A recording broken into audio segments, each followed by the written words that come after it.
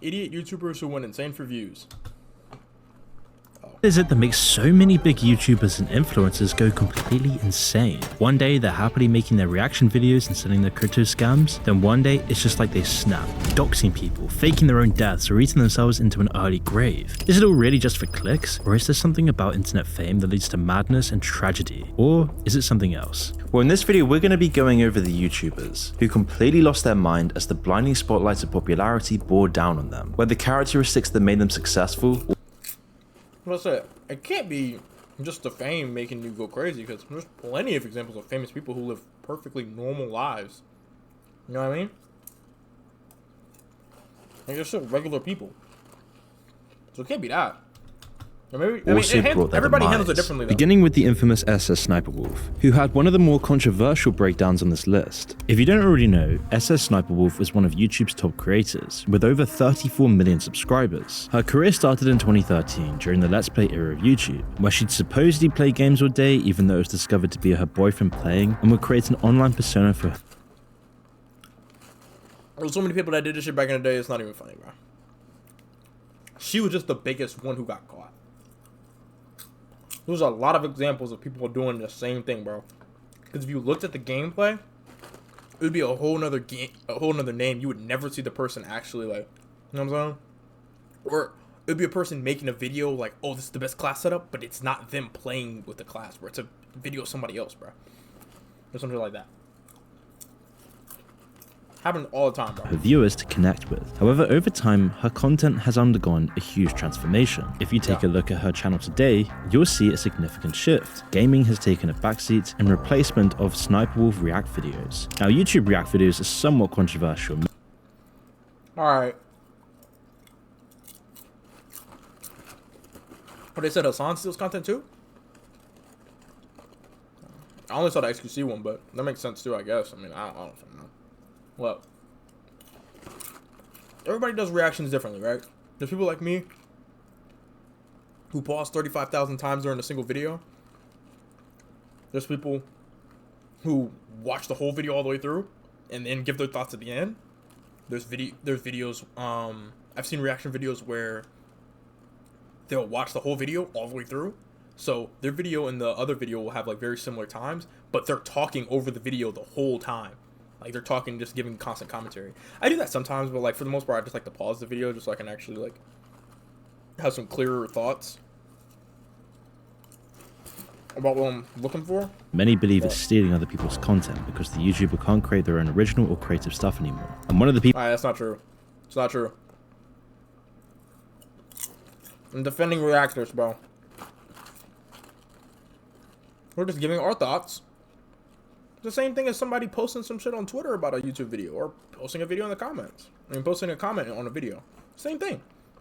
It's just how I see it. Like, you know what I mean? And I be pointing out, like, little things, too. Like, little things that some people might miss. You know what I mean? Like, type of shit. Like, nah, bro. Reactors are essential for society, I feel like.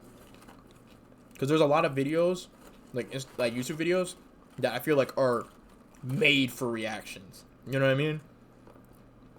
Because there's some videos where, like, yeah, I probably wouldn't make a reaction to that. You know what I'm saying? But there's some where it's like, okay, like, let's make this a discussion about this topic. You know what I'm saying? Let's spread the word more, you know? People who called SS Sniper Wolf out on this was Jax Films. In October 2022, Jax Films created a second channel called JJ Jax Films. The channel was created simply to mock her inability to react as a reaction influencer, duplicating and dubbing her work. He then calls SS Sniper Wolf out on copying content, which frustrated Sniper Wolf, one of the biggest creators on the platform, for more than a decade now. But as all people in controversy do, she continued doing the same thing, pretending nothing had happened. But more and more months went by, with JJ Jax Films continually posting videos mocking her, and Sniper Wolf hit her boiling point, which reached a head on the 22nd of June 2023, when YouTube promoted SS Sniper Wolf's channel on Twitter, and Jack would post this reply, something that clearly tipped Sniper Wolf over the edge.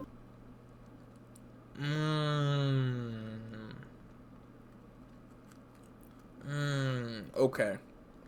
I didn't know that Jax Films was on Sniper Wolf's dick like that. I ain't know he was on her. I ain't know he was on her schwink like that. That's crazy. And she finally replied, That still doesn't make what she did, like, Like, I'm not condoning what she did at all, but I'm just saying, like, I didn't know. I thought she had just recently saw something about him and then decided to go after him. I didn't know if it was like, you know what I'm saying? Start charging you 20% since you get your ideas from me. Ooh. Start charging you 20% since you get your ideas from me. Satire is supposed to be funny. It's a way to undermine what I do. Bro just wanted an excuse to copy me thinking it would be easy money for him. He gave up because the videos ended up getting 30k views. Guess it's harder than it looks, huh? For context, Jack Films made another channel where he copied my content for a few months thinking it would blow up and get millions of views. It didn't, now he's mad. Then in the comments, somebody commented that she steals ideas, to which she replied, 90% of what I upload are my ideas. People copy me and then people like you get confused. Showing Mr. Beast reacting to the same video she did, and once again, this was an idea that Jack Films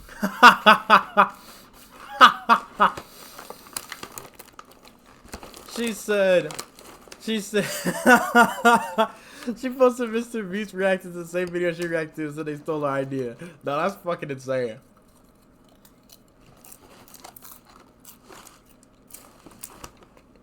Being a reactor, bro, there's gonna be, bro, everyone's gonna watch the same videos that you're watching, bro. You can't gatekeep videos, bro. Especially being as big as Sniper Wolf is, because obviously there's other people who's gonna see her shit. Obviously. You know what I'm saying? I don't think I've ever even seen a Mr. Beast reaction video.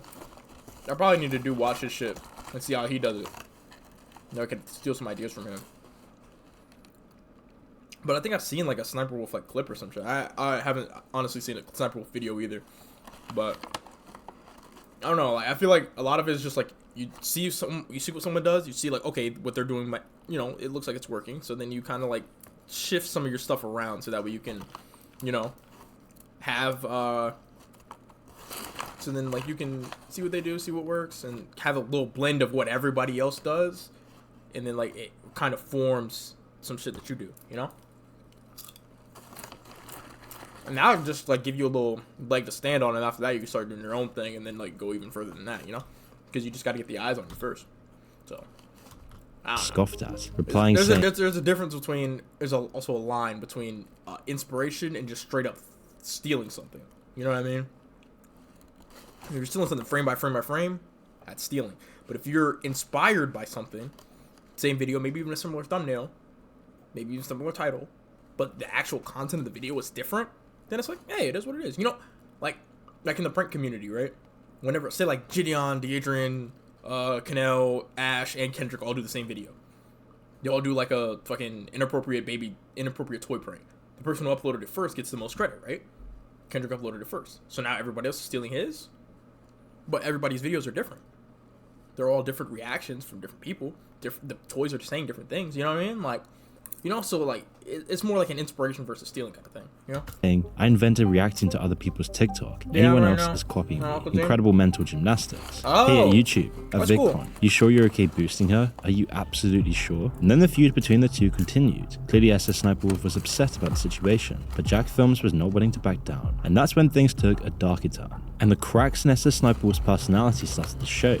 On October 14th, 2023, SS Sniper Wolf put out an Instagram vote, asking if she should go to Jack Films' house, as it is 5 minutes away from where she is shooting with a poll. The poll filled up with the option to head to Jack Films' house, and so not long after, Sniper Wolf put a video of his private home on Instagram, with a quote, "Let's talk like adults." A move like this is stalkerish and unacceptable. Sniper Wolf doxed Jack's Films, completely going against YouTube and Instagram's guidelines, and possibly against the law. Not to mention this is just absolutely batshit insane, but above that it's not acceptable, when it comes to YouTubers, it's even more worrying, as famous YouTubers have a history of their fans doing crazy things like breaking into YouTubers' homes. In this instance, Sniper Wolf had called Jack Films out to her 5 million Instagram followers and 34 million YouTube subscribers, revealing the home of his family and children. While the photo and video was soon deleted after, Jack's Films called her out on this bad move, as Jack Films went on to say, "Creepy, gross, and violating. What you do is disgusting. You steal content and stalk YouTubers. At YouTube to monetize this dangerous creator, or just get her off of your platform." She posted an Instagram story right outside her home and deleted it. Jack's Films and many other YouTube creators have called out Sniper Wolf to be banned from making content on YouTube, and more people started to think, why has she gone so crazy? Why would she do this? But it's not really a surprise when you look at the lifestyle of these people and why they're doing YouTube YouTube in the first place. And making someone's home feel unsafe and putting someone's children at threat just because of internet drama shows there's more going on behind the scenes here. Now, Sniper Wolf did try and defend herself on Instagram by writing, "This creep has been harassing me for months," then plays victim, saying I threatened him when I just wanted to talk to him. I have no ill intentions. It's so sad when people have to constantly create drama to pay their bills. I like how she didn't like take no accountability for like, oh yeah, I probably shouldn't have taken a picture right outside this nigga's house. If she had just posted a picture of like maybe his like front yard or something like that, or even post a picture of his door, a video of her knocking on the door or something like that, like I don't know, or saying like, yo Jack, I'm outside your house right now, let's talk, right? Don't show a picture of the nigga's house, bro. Like now people finna like, you know what I'm saying? You don't know what weirdos gonna be doing on the internet, bro. But the damage was done, and of the multiple controversial moments Sniper Wolf has gone through, it raises some questions about the morality of influencers. But then again, it might not. You can see YouTube drama in two ways, either as a calculated ploy for attention, or as an outburst from emotionally mature adult children given their own platform. Often, it's a mixture of the two. But why does it happen? If it's all just a scheme, it's clear that it works in the short term. More people have been talking about SS Sniper Wolf over the past week or so than ever before. And with attention as the default currency online, you can't understate how valuable this is to these kinds of YouTubers. But it does have potential to backfire. One nasty scandal can end a career, as we've seen countless times before. James Charles lost around 3 million subscribers for his scandal until he clawed them back. Shane Dawson lost over 1 million after his assault allegations came out. Do it too many times and you can get the wrong kind of reputation as well. Grade A Under Ray had a thriving channel that was every YouTuber's dream, but he threw it all away after getting involved in petty drama time and time again. And for larger creators like SS Sniper Wolf though, it rarely proves fatal. Logan Paul and his pretty much monthly scandals prove that. A little risk and high reward. It's pretty much monthly scandals. It's unsurprising that she would go to these lengths, especially with YouTube backing her up. Although you do get the sense it wasn't planned. That can also be explained. Getting famous on YouTube, especially for something as vacuous as reaction content, is a huge ego trip. If millions of people tuned in whenever you watched a YouTube video, then it would stand as living proof that your opinions of things is much more important than anyone else's. At least that's a way you could easily see it if you were constantly drunk on views and advertising money for doing pretty much nothing. And with Jack Films' jokes about the whole situation, you can only imagine this building up in her mind until it resulted in the doxing incident.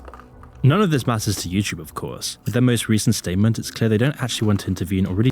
Temporary monetization suspension.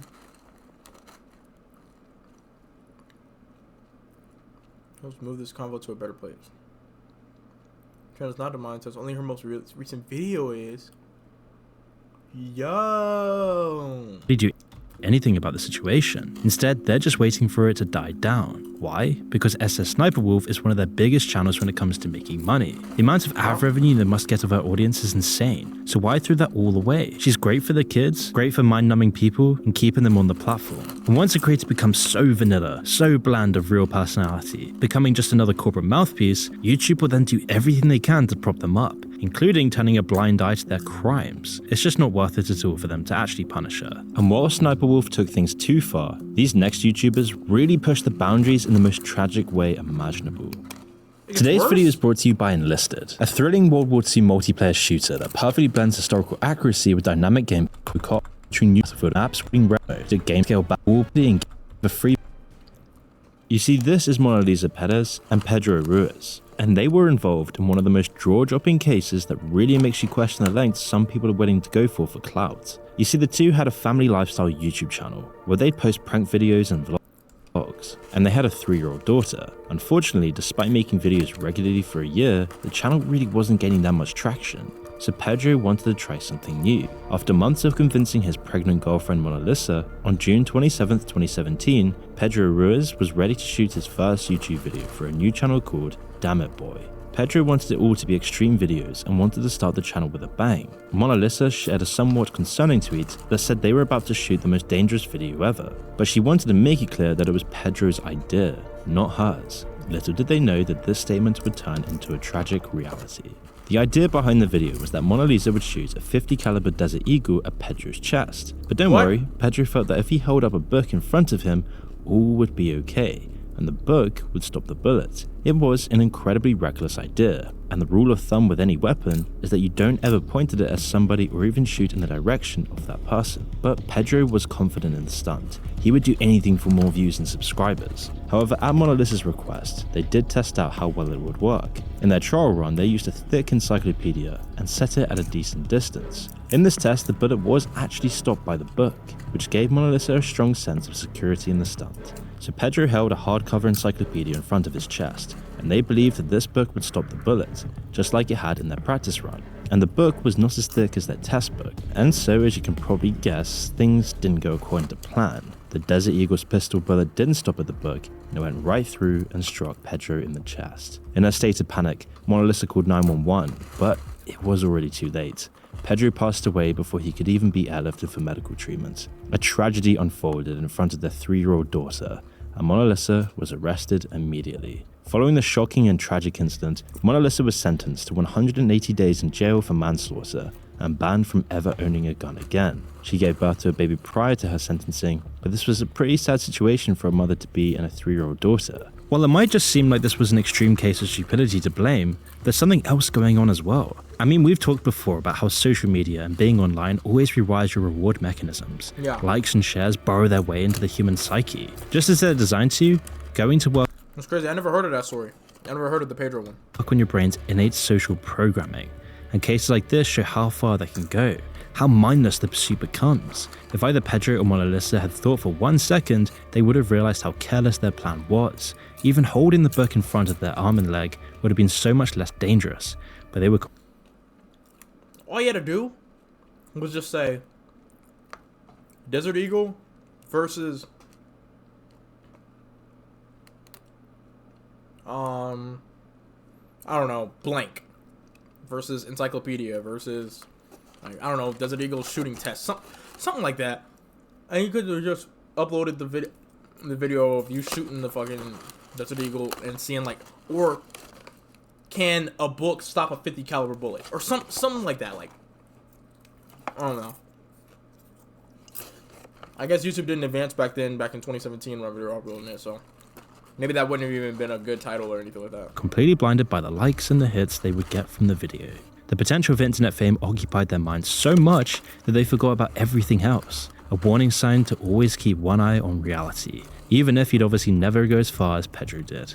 Yet still a surprisingly light sentence. And although Pedro and Mona Lisa have never found much fame on YouTube, this next YouTuber was one of YouTube's OGs with billions of views under his belt. I'm talking about JStation, a YouTuber primarily known for his extreme and often shocking content, and he gained popularity by creating videos centered around dark and sometimes unsettling themes, such as 3 AM challenges, paranormal activities, and other sensational topics. In many of his videos, he'd go as far as doing something that was against the law. While many people question the legitimacy of most of his challenges and content, the content was extremely popular, with the channel gaining around 40 to 50 million views every month.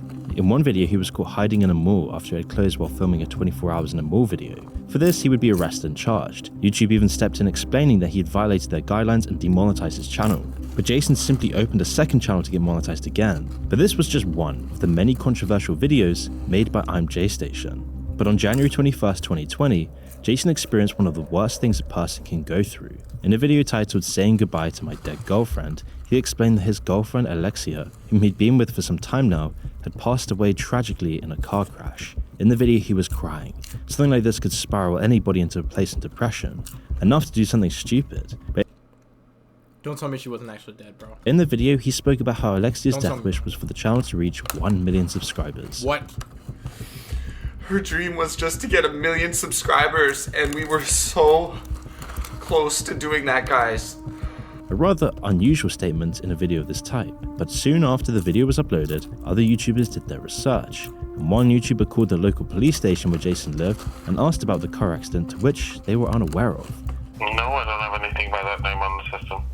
So, in Toronto, nobody has been, nobody by that name specifically has suffered any form of death, right?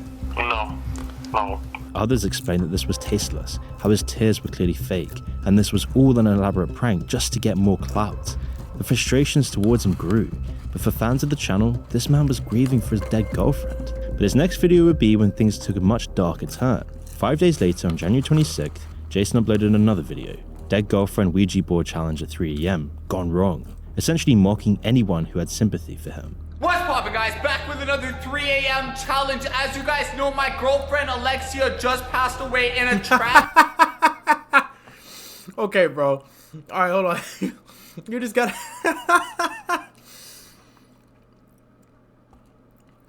Bro, why did he just say it like that, though? Like, come on, bro. Come on.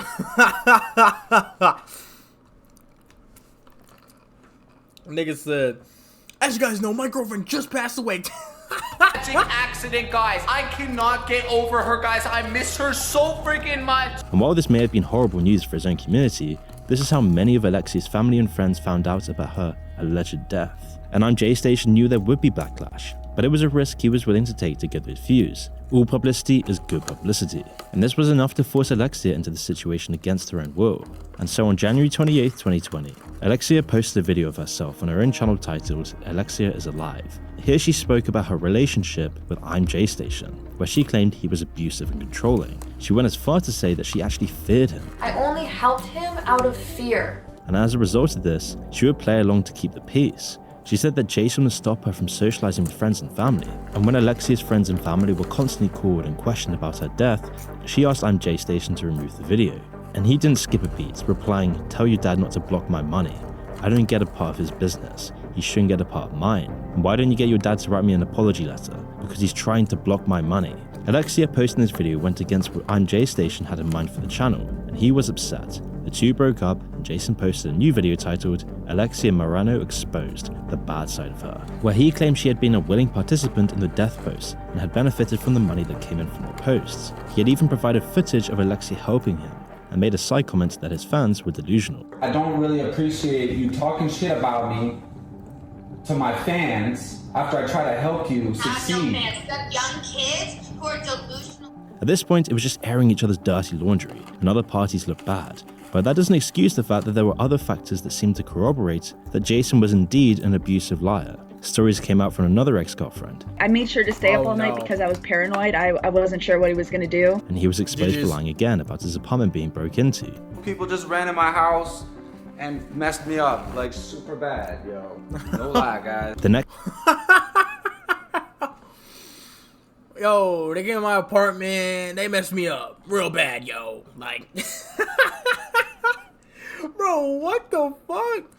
Bro, This week, I'mJStation was arrested, following Alexia's accusations that he was physically abusive, eventually causing him to be charged with 2 counts of assault. But his internet persona had to continue, he needed those views. And so when he was released later that night, he would go straight back to Instagram saying, "Guys, I just got arrested, but I'm back home and back on the grind. That's why I missed the upload. New video dropping tonight. I'm going harder than ever now. Love you guys." Clearly having no remorse or care for what he did, with his account eventually being suspended again on March 12, 2021. JStation is a clear example of a different reason why so many YouTubers and influencers go off of the rails. Shocking content that goes further than anyone else is what plays well. The perfect drama and prank YouTuber would get as close to breaking the law as possible while still making content. That, and they'd fake as much content as possible. JStation's video, "We Bought a Slave Off the Dark Web," is a clear example of something that does both. Other creators that play it too safe don't even get heard of. It's a genre of video and creator that rewards outrage, shock tactics, and being generally unaware of how ridiculous what you're doing is. If these are the ways that drama influencers and these celebrities are chosen, then it's no surprise that a lot of them go off the rails. You need to be completely self-absorbed, egotistical, and in your own little world to even get there in the first place. So when these people get handed audiences in the hundreds of thousands or even the tens of millions, the rest is inevitable. The views and the money fuel their already massive egos, spouting their bloated opinions into their USB microphones to flatter their groaning sense of self-importance, and so they start thinking they can get away with everything. Of course, it's never enough. The essential problem with these drama and prank channels is that they need to keep upping the ante and going even further. Otherwise, their audience will just move on to the next channel doing exactly the same thing, creating a cycle of going further and further. Eventually, they go too far, and their channel either gets suspended or they get in trouble with the authorities, as seen in JStation's catastrophic fall. While I'mJStation went through some extreme situations to get views, this next YouTuber has changed his entire life to keep his audience happy. This is Nicholas Perry, but many of you will know him by the name Nikado Avocado. He started making YouTube videos when he moved to Colombia to live with his boyfriend Orlin. His average video was him simply playing some violin. YouTube videos when he moved to Colombia to live with his boyfriend Orlin. His average video was him simply playing some violin. Perry, but many of you will know him by the name Nikado Avocado. He started making YouTube videos when he moved to Colombia to live with his boyfriend Orlin. His average video was him simply with his boyfriend Orlin. His average video was him simply playing some violin, speaking about his vegan lifestyle, and vlogging. Although he gained some following, his real This guy had a boyfriend? claim to fame was diving headfirst into massive food feasts. He's what they call a mukbanger, which, if you didn't know, is originally from South Korea and means something like eating broadcast. In his first mukbang, it was all healthy vegan food and something Nicholas expected to be a once-off video. But it quickly popped off, and he gained over 50,000 views within the first few weeks of the video being up. In all of his regular uploads, his fans would comment asking when the next mukbang video was coming out. Hungry for views and clout, he'd eventually upload another mukbang video, and once again it did very well. Soon enough, all of his uploads were some form of mukbangs, and he'd eventually stopped being a vegan citing health issues. Nicholas clearly loved drama, and many of his videos have clickbait titles such as "Why I'm Leaving My Husband" and "Caught on Camera Almost Stabbed at Jack in the Box," not for kids. But over the next few years, he would make millions from this, becoming a huge notorious YouTuber. But with this enormous success and growth came a decline in both his physical and mental state. You see, when he started these mukbang videos, Nicholas weighed just 155 pounds or 70 kilograms. Nicholas believed that he could do all these mukbang videos without picking up weight because he had a fast metabolism, so he hadn't really been keeping tabs on his weight. Why didn't he go to the gym? One day, about a year into his mukbang career, while he was filming himself, he decided to eventually step onto a scale. And there, it was a bit of a shocker. He'd crossed the 200-pound, about 90-kilogram mark, and you could practically see the disbelief written all over his face. You guys, I'm 200 pounds. But here's the twist. He couldn't bring himself to admit that those mukbang sessions might have played a role in his weight gain. The views, money, and success made his ego drunk. So claiming it was all water weight and stress, he thought he'd lose this all very easily. I'm praying that this is just water weight. That this is water weight and it comes off. He even made 2 videos addressing the weight he'd put on. But 3 videos later, he did another one of his 10,000 calorie challenges, and he continued to gain. Nigga said, I'm getting fat and don't know why. 10,000 calorie challenge. weight, often crying on camera because of how it was affecting his life. But to Nicholas, the views the mukbangs brought in were more important than his own health. And so eventually he would hit 160 kilograms. In 2019, Nicholas explained how his weight affected his relationship with his husband Oren. He suffers from erectile dysfunction and a loss of libido as a result of his binge eating. Nicholas and his husband Orlin had a toxic relationship that was taken to YouTube, as they'd be kissing each other one moment and shouting at each other a moment later. When YouTubers and his own fans shared their concerns, he'd often laugh it off or reply in outrage, never listening to what they had to say. He was told that he was slowly killing himself for views, but Nicholas didn't care about it. In a 2021 interview with Mel magazine, Perry spilled the beans. Turns out many of the online conflicts he's involved in are, well, also staged by none other than himself. He's not just doing it for the drama, but for the sake of his entire career. His entire career is hinged on his completely toxic, degenerate lifestyle. And so obviously Nicholas wasn't one to shy away from stirring up online drama. He feeds off it, often picking fights with fellow YouTubers, all in the hopes of getting a bit more of that sweet attention. He had it clear in his mind that there's no such thing as bad publicity, and he was making a lot of money from this. But then fast forward to May 2021 and something big happened. His on-again, off-again relationship with Orlin reached its final chapter, with Nicholas uploading a video in tears, pouring his heart out about how the internet had turned its back on him, and how all this online stuff was just too much for his family to handle. I actually like to be alone, and I just figured it out. And well, he mentioned that his husband had left him for good. 1 month later, in April 2021, he posted a video titled, "My New House Tour. I bought a $2.3 million penthouse," where he showed off what his fame had brought him, explaining that he was reaching his dreams and starting a new chapter. He spoke about being separated from Orlin, and that they were in the filing process of the divorce, so Nicholas packed his bags and moved to Vegas. Near the end of the video, he posed about all the money he has, laughing at poorer people. I am rich. Take that, peasants. 2 minutes later in the same video, he breaks down because of his loneliness. Despite everything he'd built, he hated himself because all the success relied on destroying everything around him. The worrying thing about Nikado Avocado is how far he's gone compared to other creators. Around him. The worrying thing about Nikado. Nigga. Nigga, this is a bowl of cane sauce? No, this is one of the craziest pictures I've ever seen in my life, bro. I'm not gonna lie, bro. This is one of the craziest things I've ever seen.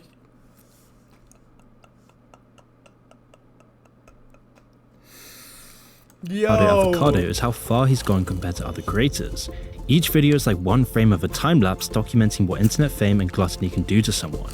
To To go from healthy to ruining your body in just a few years is something you don't see very often, and was all for the YouTube views and the money. People often discuss whether this was all an act in a show, or if he really did fall so far. I mean, the weight gain was clearly real, although it's pretty likely it was a mixture of the two. He discovered what people really wanted to see when he drifted from reasonably sized meals into crazy portions. Then, by acting more juvenile, erratic, and eating large amounts of food, he gained even more momentum. Eating that much junk food has drastic effects on both the body and the brain, so it partially explains some of the changes we saw. At the end of the day though, does it really matter? Even if it's just an act, he's still pretty normal when he is in front of the camera. That almost makes this whole thing more pathetic. Although he had published videos talking about his weight loss a few months ago, it seems like that's been forgotten for now.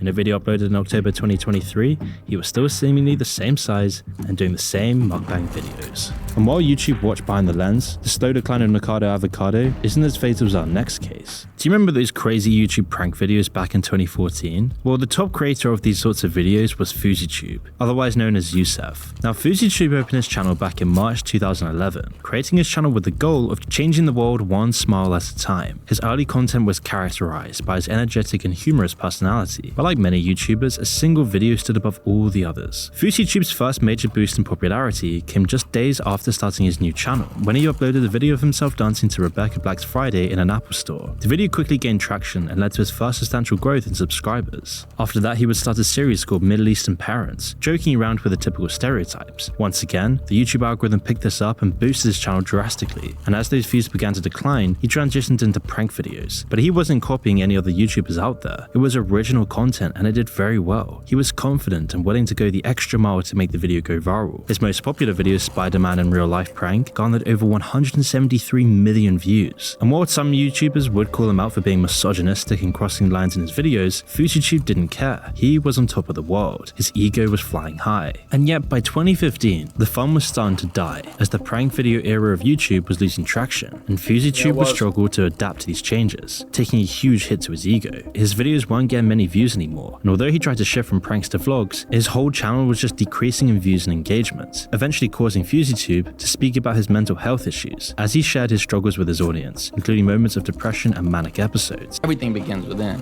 Like, no matter how much medications I take, no matter how much help I seek, no matter who I reach, until I internally tell myself like, yo, you got to do this for you, you got to start getting better, you got to fix your mental approach, it's never going to change. So I'm still in that process now.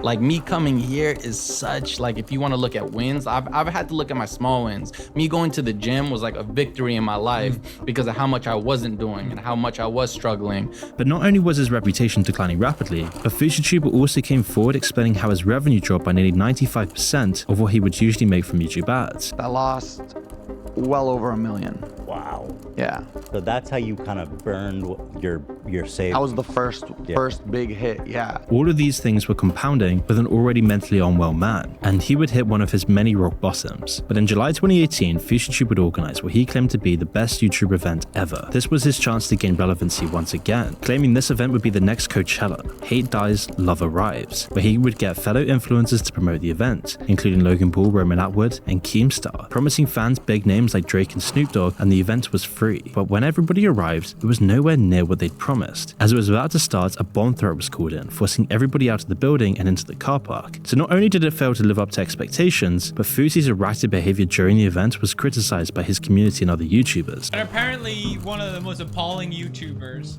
FouseyTube, saw TanaCon and thought to himself, yeah, I can do that, but worse. Taking another dent to his huge ego, and he'd later admit to never even speaking to Drake before, meaning the promise of Drake coming to the event was never even a possibility. This was just all to gain relevancy again. But once everybody arrived in the parking lot, Fousey would do everything he could to boost his ego, telling everyone about his ambitions as a content creator and his mental health struggles. I invested all my money into this event, and I did it for free. My accountant said, Youssef, where are you gonna make your money?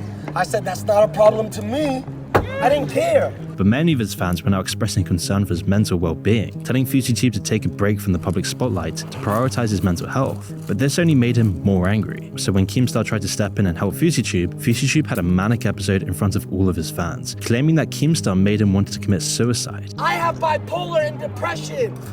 That what you put into my head made me want to kill myself. Multiple that's where that meme came from. YouTuber stepped in, both concerned for his own health and for his influence as a YouTuber, leading him to another rock bottom as he would take a year-long break from YouTube after the event, and when he returned he would never be as active. Until recently, when about a year ago FouseyTube started live streaming whatever he was doing, every single day. He claimed that he was in a better place mentally now, and that his audience no longer had to worry about him, but as soon as the views started coming in again, viewers would start to notice his old manic state habits. As FouseyTube started to lose his mind again, his viewers only increased, almost motivating FouseyTube to do even crazier things and act in even worse ways, anything he could do to boost his ego. Everybody around him was encouraging his downward spiral, and in August 2023, while on stream, FouseyTube met a drunk woman at an airport. On the stream, viewers could see that she was clearly hammered, off her mind. FouseyTube and the woman started speaking, and she opened up about a tragic event that she had gone through where she had been a victim of human trafficking. So a lot of the women I used to mess with were sex trafficked, and I was like shit about it.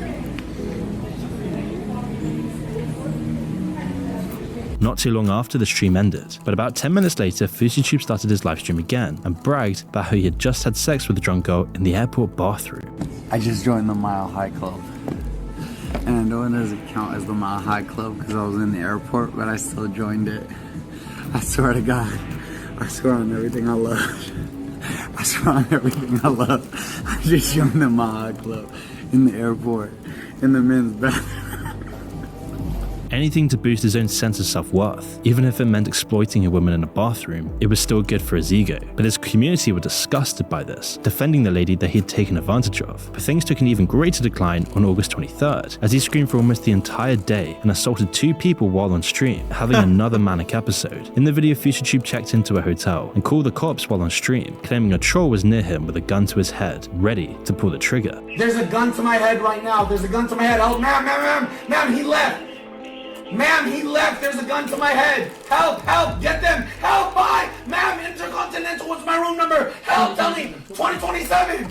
You could see he was losing his mind, and the viewers continued to pour in. Eventually, the police had to show up and arrest FouseyTube in his manic state, ending the stream and possibly his entire content creator career. One worrying aspect of these kinds of YouTubers that often gets overlooked is their effect on the young and impressionable. It's no secret that these channels often have incredibly young audiences. Generally, kids are the only people who can bear to watch them. They see these people acting like this, and then they see their fame and their millions of YouTube subscribers, and it tells them that this is what they need to emulate and become to gain popularity. Now, kids will always do dumb stuff, that's guaranteed. They don't need social media for it, but it does make it a whole lot more focused on particularly dangerous things. The TikTok challenges and pranks that are constantly in the headlines are proof of that. It trickles down into society, and it's playing havoc on kids today. Don't forget that they were all locked out of school for at least a year each. During that time, the internet normally made up the majority of their interactions and what they learned about the world. Surveys and studies have found deteriorated behavior and attention spans post-pandemic. And channels like this prey on children and their inability to understand how stupid and unreal the videos often are. They're like those awful Elsa and Spider-Man videos that were going around the algorithm for years. They expose kids to awful ideas and ways of living, whilst profiting the— I've never seen no Elsa and Spider-Man video. I've never seen that, gang. Yo, Moon, what side of YouTube you on, bro? created millions, teaching children degeneracy. It's no surprise that you get these unhinged individuals. Nah, this Fousey clip is like honestly one of the greatest clips on the internet, bro. I'm not gonna lie, this has quickly become one of the internet's greatest clips, right here. At the helm of these channels. And while FouseyTube's decline was long in the making, same can't be said for Phidias. You see, the allure of virality continues to drive creators to explore new horizons, often blurring the lines between entertainment and ethics and exploitation. But it's this relentless quest for internet fame and clout, and their unending narcissism that can drive creators insane. And you see, Phidias' ego was growing, with his YouTube channel pulling in millions of views. Soon he would be featured by big names like Airrack, connecting with the top of the crop on the site. And people took a liking to Phidias, as he would do anything without limits to get views, and it was this exact drive that would bring him his audience. But at the same time, it also came to taint his entire YouTube career. And to see what I mean, we need to have a look at one of the first controversies he got into. And this is when he aimed to document life in what he described as the world's poorest country. The video titled "I Spent 100 Hours in the World's Poorest Country" showcased Phidias' journey in the country. This is the world's poorest country, and there is a lot of bad things said about it. That's why I'm going to spend the next 100 hours here to see with my own eyes. Capturing moments of stark poverty and daily struggles. However, the whole tone of this documentary-style video raised eyebrows. For one, Phidias treated the locals like a spectacle rather than being actual humans. They were there to serve the video and nothing else, completely exploiting exploiting this whole situation and the subjects for views, turning their hardships into a backdrop for viral content. And to top it off, the thumbnail was particularly crude and almost hilarious in how out of touch it was. And throughout this whole video, Phidias' commentary was always marked by surprise, the living conditions and the cost of services, being completely oblivious to the ethical implications of his content. And it was his sanctimonious and pretentiously fake commentary at the simplicity of life and lack of access to resources that made this video feel so insensitive. How much is normal haircut? 1,000. $1 is 2,000. You got 50 cents? Haircut. Yeah, 6 seconds my whole life. But it wasn't the first time that he did these sorts of things to get views. In the same time, he was in hot water for his video on Skid Row in Los Angeles, because in both instances, Phidias was looking at complex social issues focused on making the most mind-numbing content possible, completely ignoring the real lives he was documenting. But at the same time as the controversy grew, so did his fanbase. And this would hit a climax when Phidias finally met Elon Musk. After stalking him for months, getting into controversy with Elon Musk's mother, he finally forced Elon Musk into giving him a hug by using his child fans to publicly pressure Elon Musk to hug him.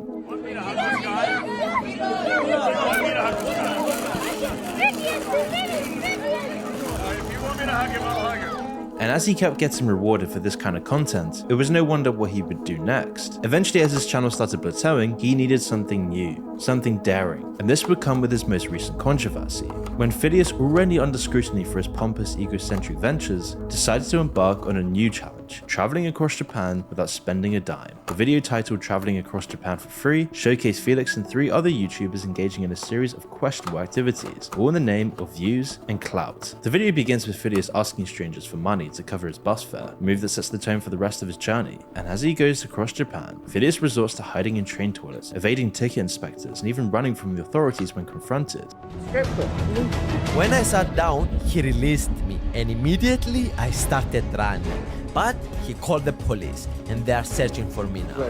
The video captures the essence of his reckless pursuit as he documents every step of his illegal adventure, being completely oblivious to the legal and ethical implications of his actions. And this time his narcissism was so on the nose, with this whole video being a blatant display of disrespect and disregard towards Japanese culture and their legal system. Everybody online was criticizing it, exploiting the kindness of strangers for views, which is so out of touch it was almost funny, but also alarming at his character, constantly treating the people in his videos more like subjects to give him views, nothing else. And it was the same condescending tone throughout all of these videos and his lack of genuine respect that fueled the backlash against his content. Eventually it got so bad that he actually had to take down the video and apologize, and whilst it might seem like he finally learned a lesson, Sincerely apologize to all those who hurt my illegal actions and behavior in all my past videos. I learned my lesson. I promise to improve in the future. it's doubtful. This cycle of always being in the limelight, all publicity is good publicity mindset, is exactly what feeds these egocentric actions in the first place. And a special thanks to Enlisted for sponsoring this video. After them, but none of them will listen, of course. As long as the algorithm keeps promoting these channels and people keep watching them, this cycle will never end.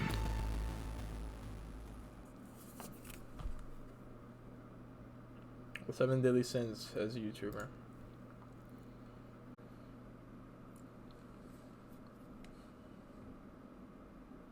You haven't listened on PC?